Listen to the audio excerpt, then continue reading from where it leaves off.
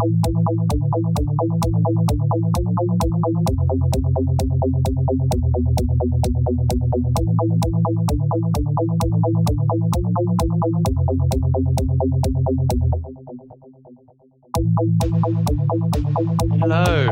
and welcome back to another Cabincast Ramble on Steven Universe. I'm Oliver, and I'm joined by Tam.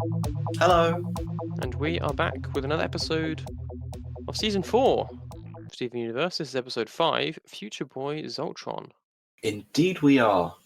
The last Yeah. episode we did was Mindful Education, which was a super important Steven's It was. Brain episode. Indeed. And we go straight from there to a classic Townie episode. Mm-hmm. Not that it's a bad one, but No. it certainly came out of nowhere. Mm-hmm. Yep. I think that's the main reason it kind of... I don't know if it got backlash, but it's like sort of a bit... The fandom views it as a bit sort of weird and maybe not quite as good. Not that it's bad on its own, it's just it came right after Mindful Education.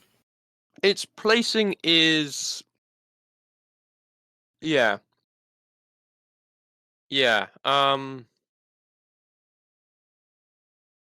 It's certainly interesting. Because you've got, Kindergarten Kid and Know Your Fusion. And then you've got Buddy's Book, Buddy's Book, which is more chill. But then, you get Mindful Education, which is much more important. And Future Boy Zoltron is... It's got some character development. It's got some good stuff, and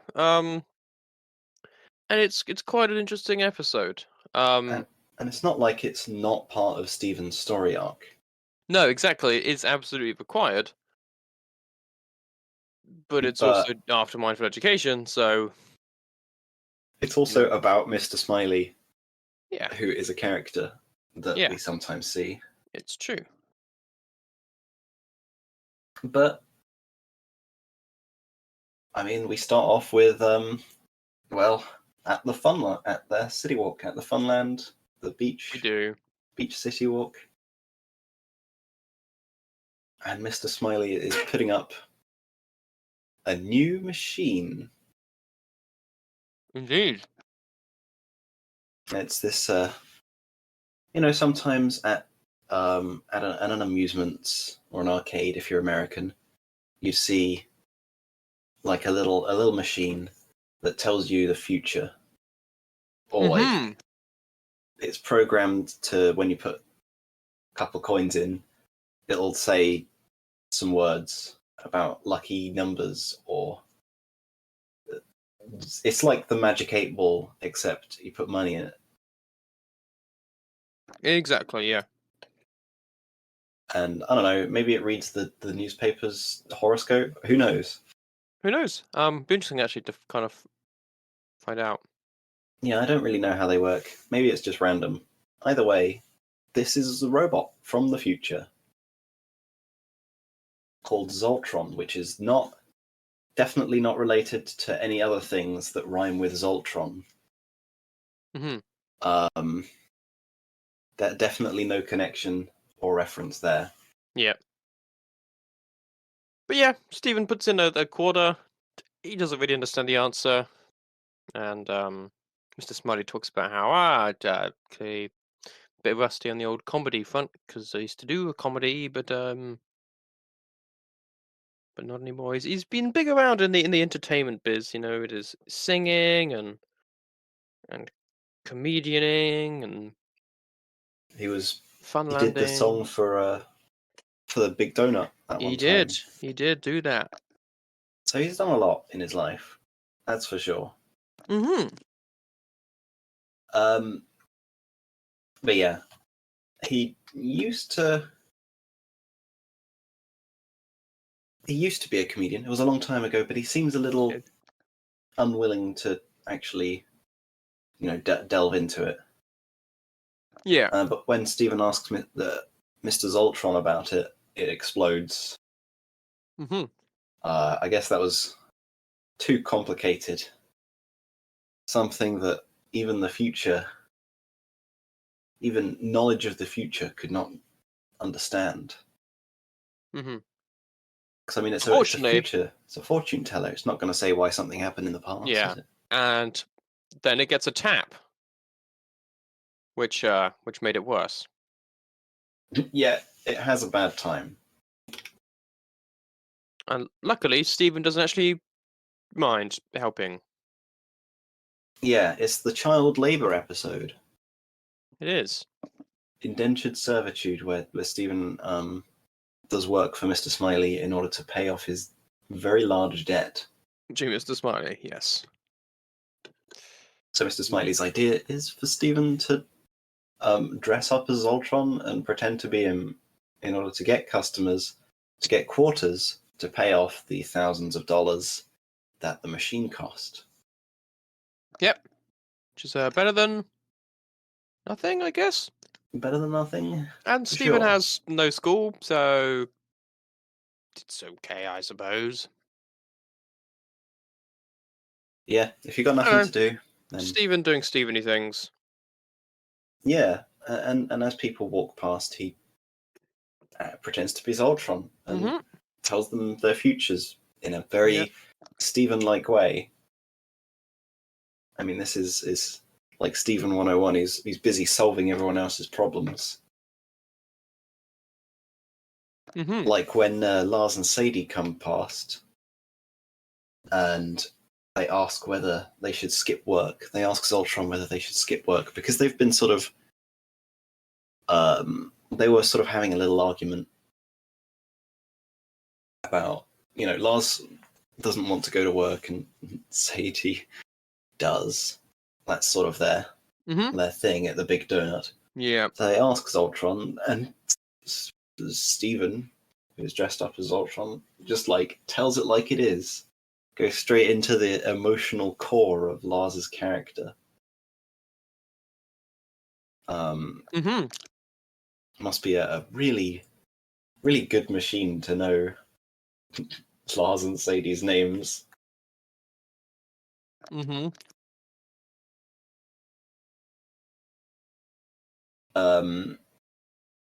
And says things sort of like, Lars has a tough exterior, but does have a warm heart. Yeah. And Uh, eventually and he does manage to change their he minds. does. It's yeah. They're a bit concerned because Zoltron knew their names, which is fair. A And little strange. yeah, they kind of don't think about it. Some don't realize it's Steven, but I guess he's in makeup and stuff. Onion comes along to break in and some stuff, and Steven warns Zoltron warns him about prison bars, so he puts on a mask, which is fun. Onion's just an entity of chaos, and we cannot control the Onion. He is. I like that Steven said, if you're not careful, Zoltron sees prison bars in the future. It's not if you don't rob the place. Yeah. Steven probably knows that he can't stop Onion from doing it. Mm-hmm. But if he's going to do it, at least he better do it without going to jail. Yep. And this keeps going. He helps some positive changes and stuff, which wasn't the point, but still works. So Yeah, talks to Kiki and Jenny and Ronaldo and Diamond, Buck, yeah, and indeed, everyone sort of leaves happy. And Stephen feels like he's doing good for the town. yeah. And bonus, they're paying, so that's good. They're paying for him to do good for the town, so it's good. It works out. It's pretty great. Indeed, indeed. Um, Then, as Mr. Smiley goes inside, indeed.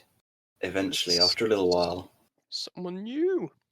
we see the British, a Brit, Mm-hmm. truly terrifying Yeah. prospect. and he seems a little unhappy. He does. And his name is Mr. Frowny. Mm-hmm. And his first question is, was it a mistake to come here?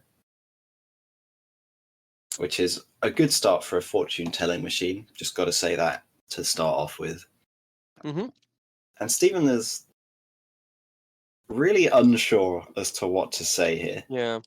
Stephen does not have the background information on this guy to No, kind of unlike everyone elaborate. else in town, pretty much. Yeah. Stephen doesn't really know who Mr. Frowny is. Mm-hmm. He's a bit of a wild card. So he's doing his best, but he's kind of giving basic answers. Yeah, human emotions are really complicated for Zoltron. Is an interesting one for Stephen to say, for sure. Mm-hmm. Given that Stephen's had self-image issues about being human.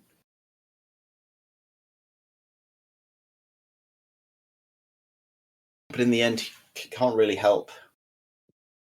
Can't help Mr. Frowny.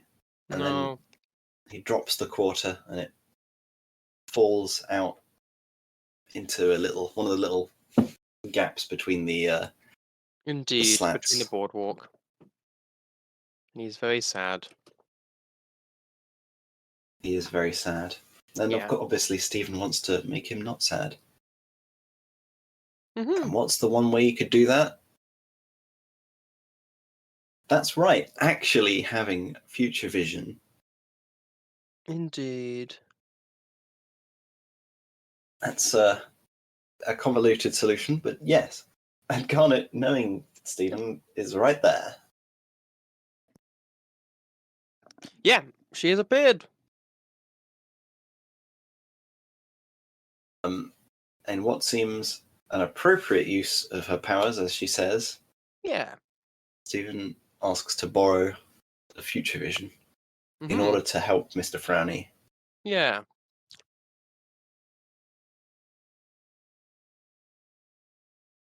So Garnet gives gives Mr. Frowny another quarter, and he asks what would he say if he saw me now. And Stephen tries to Come up look with a good into the answer. future to see what Yeah. would happen, but no matter what he tries, it always ends up with the same outcome. That Mr. Frowny just sort of like becomes sadder. Mm-hmm. And so he decides to go with the honest approach. Mm-hmm. That,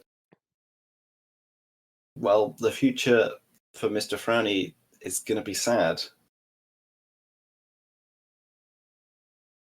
That, well, his attitude is just going to lead to his own sadness, basically. Yeah. Because it wouldn't actually matter what happens. He's predisposed to be unhappy about it. Indeed. But then, And oh, I you was just go gonna say, then we first. see Suitcase Sam, We do. who we don't know. I don't know whether him speak, and we only very occasionally see him, but he's about. That was my input. Occasionally, we do see Suitcase Sam. He has a suitcase and an eye patch. But yeah, it turns out that Mr. Frowny, the person he wanted to see, was Mr. Smiley. Yeah. And so, after a little while, Stephen tries to tell him that about how he met him and how he was about to leave. And finally, we get the history. That they used to be a double act. Mm-hmm. Comedy double act. Yeah. And you'd have what you'd normally have is the straight man and the funny man Hmm. sometimes. Yeah. Um, you have that occasionally with old double acts, Hmm. and that was that was fine. It's just the sad man and the funny man. Yeah, the sad man and the happy man, that was But their thing. the sad man was always sad. Yeah, that even off stage, out of character, supposedly he was still unhappy. Hmm. Indeed. And so Stephen tries to help Mr. Smiley now on this in this occasion using the same future vision, and once again it is the same outcome, that no matter what Mr. Smiley would say, Hmm. Mr. Franny would still always It'd always be sad. be sad about it.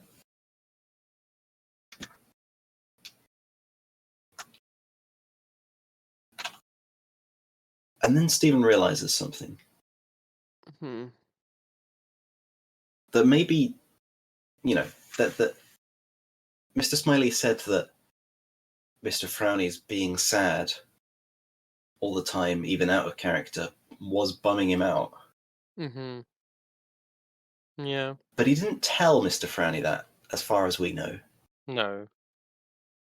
He just said it stopped working. Yeah. And there's an emotional sort of,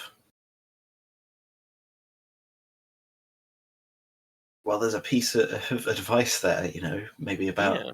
honesty with how people are Honesty making you feel. and communication. Indeed, like we get a lot in Steven Universe. Hmm. And finally, Mr. Smiley agrees. And it doesn't initially go well. Mr. Frowny does take it badly. He says, "Did you just come here to laugh at me?" Well, it's interesting because initially he's surprised, and just seem happy to see him. And then as soon as Mr. Smiley starts laughing, then he goes back into his character almost.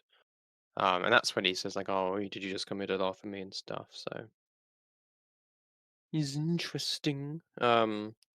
Yeah. Apparently, Steven's costume is really convincing because Mr. Faraday is terrified that the robot has come to life. But but yeah. And yeah, Mr. Smiley just is honest. Said he wanted it to work, but the fact that Mr. Franny was always sad, he wasn't sure whether it was working. Yeah. Like, if that other person doesn't seem happy, then why would it seem like Yeah. he's enjoying himself? Hmm. But he was just, very method and took it seriously. And Smiley wanted him to appreciate the fun in it as well. And the two stars kind of clash. Unfortunately, it seems. That they didn't work out, and that's okay. Yeah. And then, as Mr. Frowny starts to leave, Hmm. he starts doing the act. They do. Um, and it actually starts like making Mr. Frowny a little bit happy. Hmm. Doing the act, they were. He was actually kind of happy. He was just very good at. He was very good at being sad, basically. Yeah. Too good.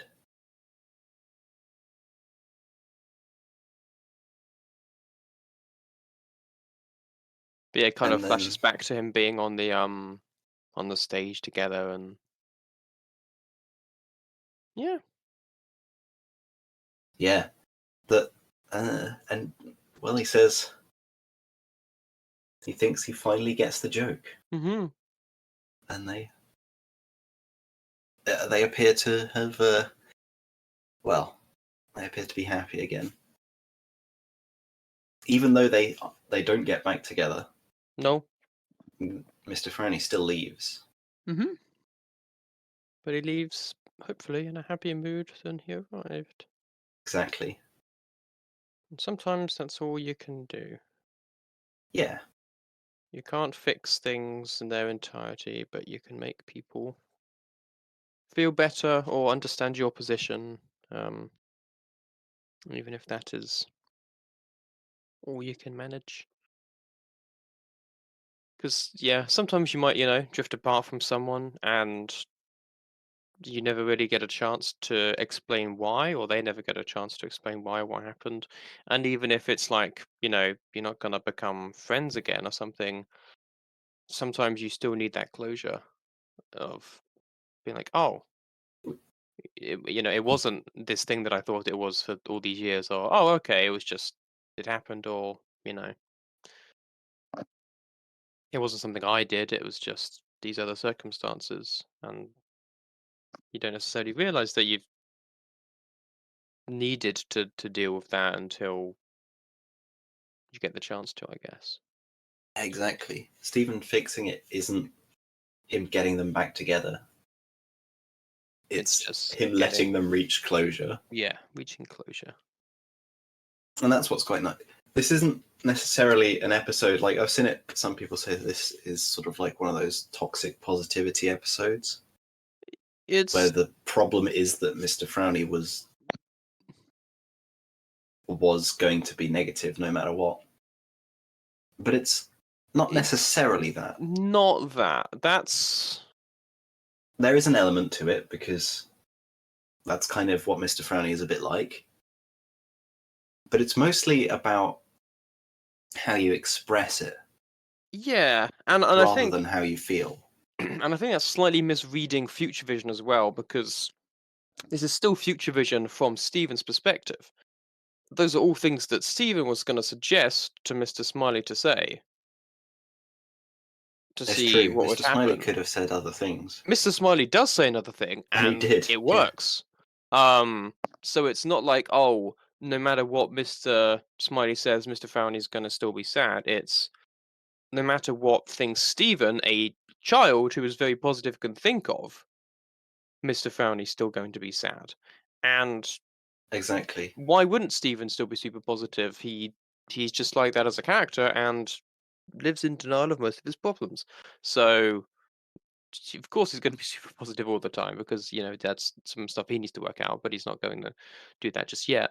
Um, but yeah, when the adults who have a and again Stephen is a very mature child, but who actually understand each other, know each other well, try and figure it out.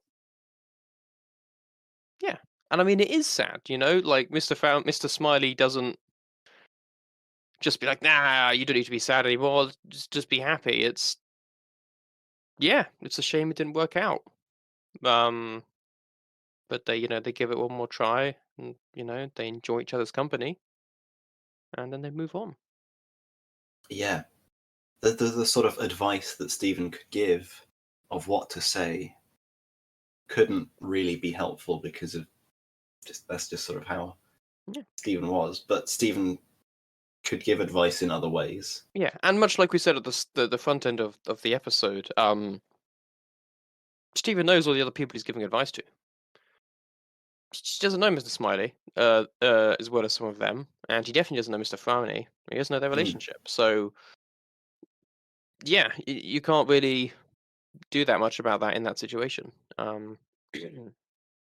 You can suggest to people to speak to each other, and that's about as far as he could do. And that's really what he does. He just has that kind of moment of, hang on, did you actually ever speak to Mr. Frowney about how you felt? Because talking about your feelings is a thing that Stephen does all the time and is very good at. Oh wait, but yeah, Hmm. and that's more along the lines of what they needed, and yeah, that's what does end up working. Yeah. But yeah, I can see And how people could confuse it for you just gotta be happy. But of that's not really what's going on, I wouldn't say. course, there is a difference between how you feel on the inside and how you express them. Hmm. It's perfectly, it it is what it is if you feel pessimistic like Mr. Frowny Yeah. on the inside. Yeah. But you can cause sadness in other people if you are constantly expressing it. Yep. That is sort of part of it as well. Yeah. And I think this is sort of, on the one hand, yeah, the tone of it is a little bit out of place in comparison, but it makes sense that it's after mindful education, because this is sort of Stephen using the lessons that he learned in mindful education to face your troubles head on and teaching them to other people. Exactly. It definitely would have worked before. I'm not sure whether he would have been emotionally mature enough to give the good advice that he did. Yeah, absolutely. Yeah. Oh, that's future Boy Zoltron. We end with Steven realizing, oh no, there's there's a lot more work in the future because that machine cost a lot of money. Which he'll probably never pay off, but there we go. He's got more important things to be doing. But yeah, we're in a kind of season 4 is a lot of weird and wacky episodes. It is. Got such things as Rocknaldo and It's Onion got some of the Gang. highest highs and some of the lowest lows. Yeah, I mean, again, even with those episodes, there's things I like about them, but there's just some interesting ones. But yeah, next time, because this is going to be another shorter one, but quite a lot to talk about in Last One Out of Beach City, so we'll have to leave that for next time, because that is an interesting episode. Sure. Yeah, we can do that And next time if you want. yeah, I mean, it's not like one that we're going to have super loads to talk about, I don't think, but I think it's one that we might have a bit more time to talk about than we have now, and we can probably get that one and Onion Gang done up together, and then we'll be on Gem Harvest, I like Gem Harvest. which is not an episode, not a pair of episodes I actually enjoy, but I do appreciate. And It is weird that it's a double though, but I do like it. it's some of the stuff it deals with again is excellent. But yeah. But that's for the future. But that's for the future. So yeah, we'll leave this here. Thank you for listening, and we will see you in the next one. Goodbye. Goodbye. Thank you for listening to this episode of Cabincast.